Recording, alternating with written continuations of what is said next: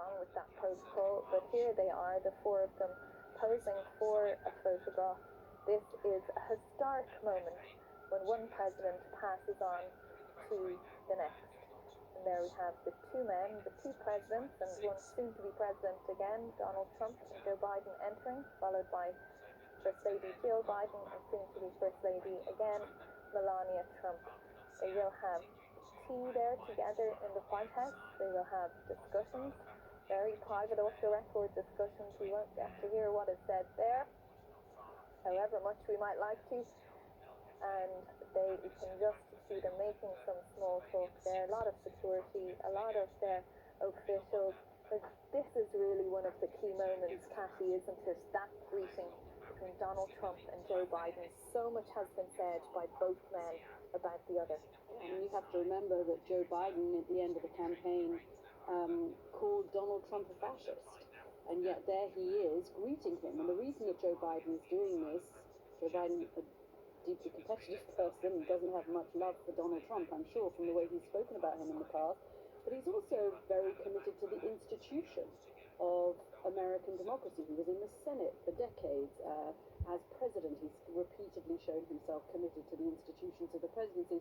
And in many ways, the Democrats who are turning up for this, and even the past presidents who are turning up for this, George W. Bush, Barack Obama, Bill Clinton, they're turning up out of respect for the process, for the 77 million people who voted for Donald Trump.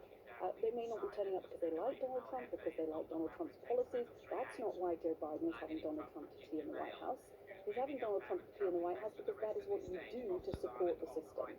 And every time we see these images, and away from Joe Biden, I think it's also in my conversations with allies of Joe Biden, people who work in the White House, they want to remind America subtly that this did not happen 4 years ago. And this is their way of saying, look, this is how the process should work. American democracy is strong and stable, and we are this time around having a normal, peaceful transfer of power. It would be interesting to hear what's said during that tea.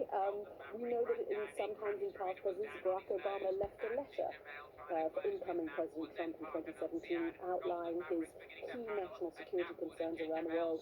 The letter said the one thing you have to watch out for is North Korea. For example, will there be that kind of a conversation about detailed policy, or will this just be pro forma?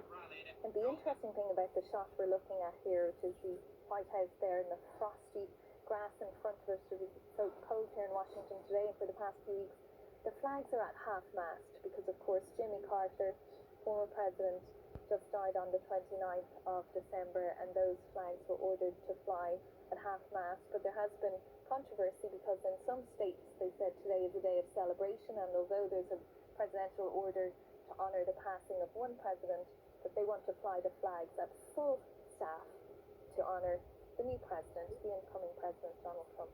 Yeah, for Donald Trump and his supporters, this really is a moment of celebration. It's a huge moment of vindication. I mean, we were talking about